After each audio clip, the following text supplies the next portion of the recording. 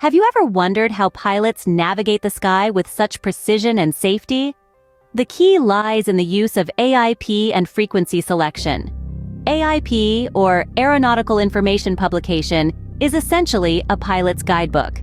It's filled with all sorts of essential data, from general information and flight rules to details about airports and navigation aids. It's a crucial tool that helps pilots plan their routes and respond effectively to any changes or challenges they might encounter during their flight. Now, frequency selection is another crucial part of this puzzle. It ensures clear and uninterrupted communication between aircraft and air traffic control. By selecting the right frequencies, pilots can receive vital instructions and updates, and air traffic controllers can coordinate the movements of multiple aircraft efficiently. Without the use of AIP and frequency selection, navigating the sky would be a risky and chaotic task.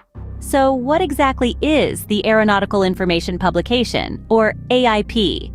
Now, this is a document that's primarily designed to meet international requirements for the exchange of permanent and long-term aeronautical data and information. It's essential for air navigation and is structured in a way that makes it easy to use during flight. Now, the AIP is the go-to source for all operators carrying out flight activities in Romania. It's a treasure trove of valuable information and data that are not just permanent, but also include temporary changes that are of long duration. The AIP is divided into three main parts. The first is Generalities, or GEN. This section contains 5 subsections that include a preface, national regulations and requirements, tables and codes, services, and charges for aerodromes and air navigation services. It's your one-stop shop for everything from registration of AIP amendments to a summary of national regulations and international agreements to tables of sunrise and sunset times. The second part is En route flight information, or ENR. This section consists of 7 subsections. It includes a preface and general rules and procedures for everything from visual flight rules to classification of ATS airspace, to radar services and procedures, to air traffic incidents. It also features detailed descriptions of airspace for air traffic services and ATS routes. The third and final part is Aerodromes, or AD. This section is dedicated to everything you need to know about aerodromes, including their locations, physical characteristics, available services, and any operational procedures or restrictions. So, in essence, the AIP is a comprehensive guide that provides all the necessary information for safe and efficient flight operations.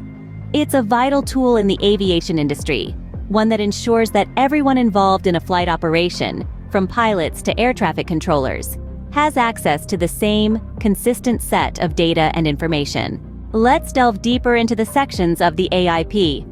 The Aeronautical Information Publication is structured into 3 main parts: Generalities, or GEN, En route, or ENR, and Aerodromes, or AD. These parts are further divided into several sections, each serving an essential purpose in the realm of air navigation. Starting with Part 1, Generalities is broken down into 5 sections. Gen 0 provides a preface which includes details about AIP amendments and supplements, as well as a table of contents for the part. Gen 1 covers national regulations and requirements, from authorities to flight documentation. It's the go-to section for understanding the rules and regulations of the airspace. Next is Gen 2, which serves as a repository for tables and codes. This section covers everything from abbreviations used in AIS publications to conversion tables and sunrise-sunset tables. It's technical, but a treasure trove of information for those who know how to use it. Gen 3 is all about services, detailing the aeronautical information services, air traffic services, communication services, meteorological services, and even search and rescue services. In essence, it's the support system for the aviation world. Lastly, Gen 4 provides information about the charges for aerodromes and air navigation services. Transparency is key here, ensuring that all operators are aware of the costs associated with these vital services. Moving on to Part 2, En route, which is divided into 7 sections. This part is all about the journey, covering everything from general rules and procedures to detailed descriptions of the routes in lower and upper airspace. It's like a comprehensive roadmap for the skies, Finally, Part 3, Aerodromes, provides detailed information about different aerodromes. It's the guidebook for understanding the specifics of the various landing and takeoff points available to pilots. Each section of the AIP serves as a chapter in the Guidebook of Air Navigation, ensuring pilots have the information they need to navigate the skies safely and efficiently. Now that we've covered the AIP, let's turn our attention to frequency selection. This may seem like an intricate process, but it's akin to tuning a radio to the right station. Only in this case, the music we're tuning into is the essential communication between the aircraft and the ground. Frequency selection in aviation is a bit like choosing the right channel on your television. But instead of deciding whether to watch a comedy or a drama, we're talking about which control tower or ground service the pilot needs to be in contact with. This is a crucial aspect of ensuring flight safety and coordinating flight paths. Imagine the sky as a vast highway with airplanes as vehicles.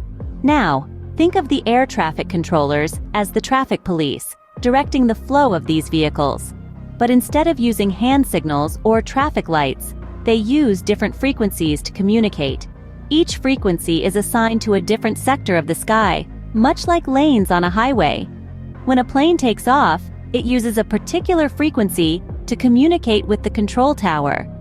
As it ascends and enters a new sector, it switches to another frequency. This process continues, with the aircraft changing frequencies as it moves from one sector to another, ensuring a clear line of communication with the relevant ground services. An important point to note is that these frequencies are not selected at random. They are carefully chosen and assigned to prevent any overlap or interference. Just like how two radio stations cannot operate on the same frequency without causing confusion, two aircraft cannot operate on the same frequency in the same airspace. In essence, frequency selection is the backbone of communication in aviation. It ensures that pilots can communicate effectively with air traffic controllers who guide them safely along their flight paths. It's like the air traffic controller's secret language, enabling seamless communication and coordination in the skies. So, how do the aeronautical information publication and frequency selection work together in aviation? Think of it this way.